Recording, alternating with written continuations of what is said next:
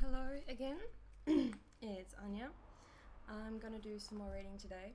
And I know in the last video I said I was just going to be reading the language chapters from certain Montessori books that I'm studying, but I've also just been reading The Absorbant Mind, from the start, and I feel like it's such a good book and I really want to share that whole thing as well. So I'll slowly do little bits of that as well as specific language chapters from Montessori books. So I'll start with chapter 1. We just did language in the last one. So this is called The Child's Part in World Construction. This book is one of the links in the unfolding chain of our thought and of the movement to which we belong for the defense of those great inner powers which children possess. Today, while the world is in conflict and many plans are afoot for its future reconstruction, education is widely regarded as one of the best means of bringing this about. For no one disputes that mankind, from the mental point of view, is far below the level that civilization claims to have reached. I, too, believe that humanity is still far from that stage of maturity needed for the realization of its aspirations. For the construction, that is, of a harmonious and peaceful society and the elimination of wars. Men are not yet ready to shape their own destinies, to control and direct world events, of which, instead, they become the victims of. But although education is recognized as one of the ways of raising mankind, it is nevertheless still and only thought of as education of the mind and not of mankind. It is proposed to train on the same lines as of old, without trying to draw upon any new vitalizing and constructive forces. I don't doubt that philosophy and religion can bring to the task an immense contribution, but how numerous are the philosophers in this ultra-civilized world? How many have there not been in the past, and how many more will there not be in the future? Noble ideals and high standards we have always had. They form a great part of what we teach. Yet warfare and strife show no signs of abating. And if education is always to be conceived along the same antiquated lines of a mere transmission of knowledge, there is little to be hoped from it in the bettering of man's future. Let's read that again.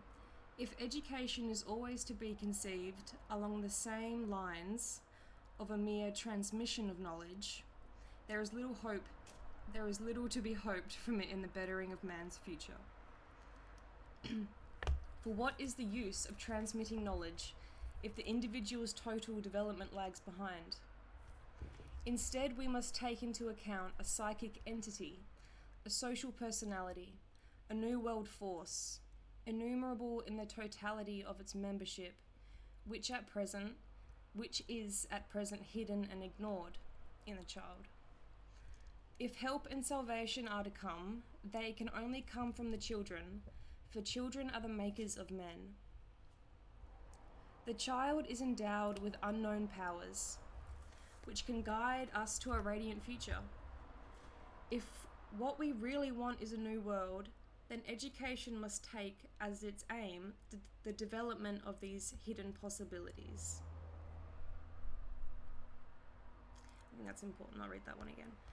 If what we really want is a new world, then education must take as its aim the development of hidden possibilities. Our day has seen a great awakening of interest in the mental life of the newly born. Some psychologists have made special observations of the baby's growth from the first 3 hours after birth. Others, as a result of careful study, have come to the conclusion that the first 2 years are the most important in the whole span of human life. Our day has seen a great awakening of interest in the mental... I just read that bit. The greatness of the human personality begins at the hour of birth. From this almost mystic affirmation, there comes what may seem a strange conclusion, that education must start at birth. Strange because how, in a practical sense, can we educate a newborn baby, or even an infant during the first 2 years of his life? What lessons should we give to this tiny being who understands nothing of what we say and can't even move his limbs? Or do we mean only hygiene when we speak of the little one's education? No, we mean far more than that. During this early period, education must be understood as a help to the unfolding of the child's inborn psychic powers. Yeah, I feel like that statement is like why I'm so interested in the early education. Like, I had opportunities to study the education of older children, but I'm focusing on 0 to 3 because that sentence. Education must be understood as a help to the unfolding of the child's inborn psychic powers, which are just like so raw and like interesting to watch develop in that time. This means that we cannot use the orthodox methods of teaching, which depend on talking. It has been widely shown by recent research that tiny children are gifted with a psychic nature peculiar to them, and this points out a new path to the educator. It is something out of the ordinary, something not recognized, yet something which vitally concerns mankind.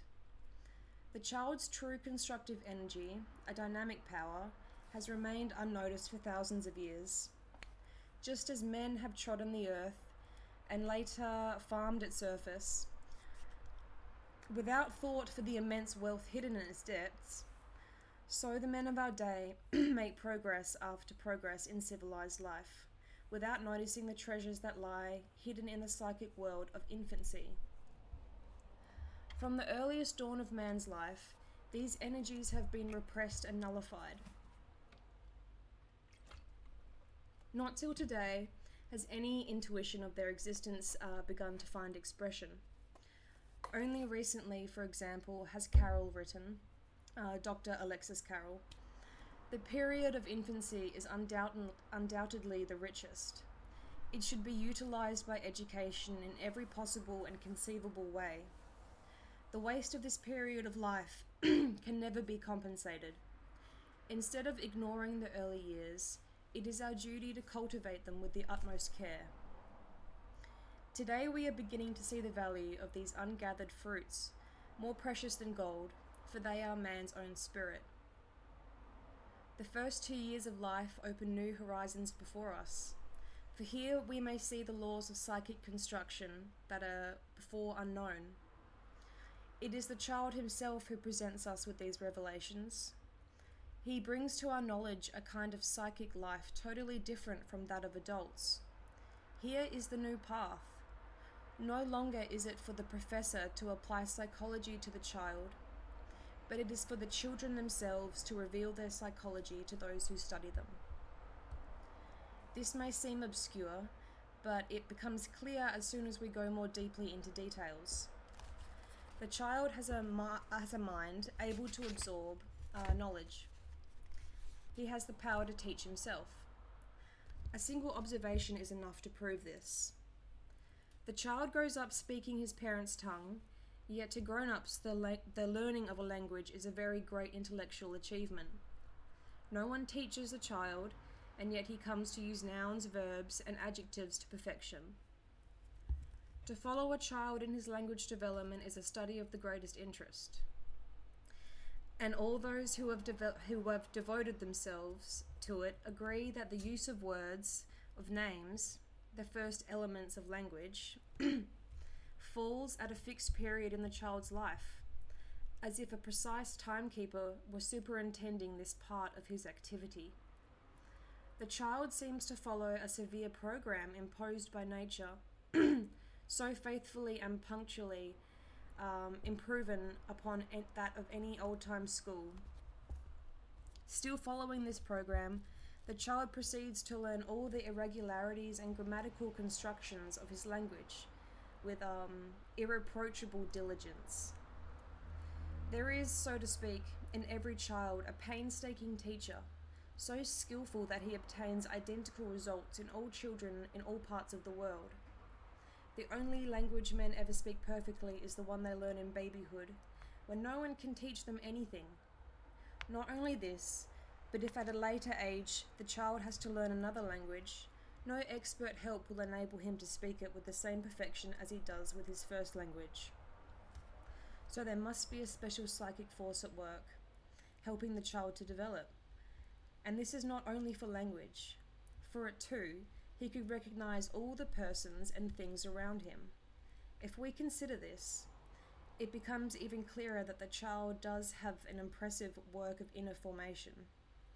All that we ourselves are has been made by the child we were in the first 2 years of our lives.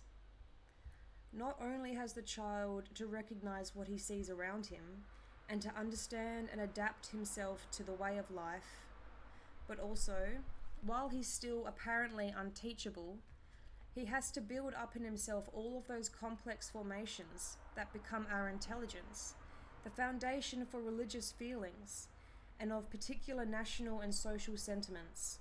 I will finish up soon, I think. It is as if nature has safeguarded each child from the influence of adult reasoning, so as to give priority to the inner teacher who animates him. So, safeguarded the child because they are apparently unteachable in these first 2 years of life. Safeguarded from adult reasoning, giving priority to the inner psychic power. He has the chance to build up a complete psychic structure before the intelligence of grown-ups can reach his spirit and produce changes in it. Alright, I think that might be a good time. Thank you everyone for listening. That was a few pages of first chapter of the Absorbant Mind. I'll be doing another language one next time. Bye.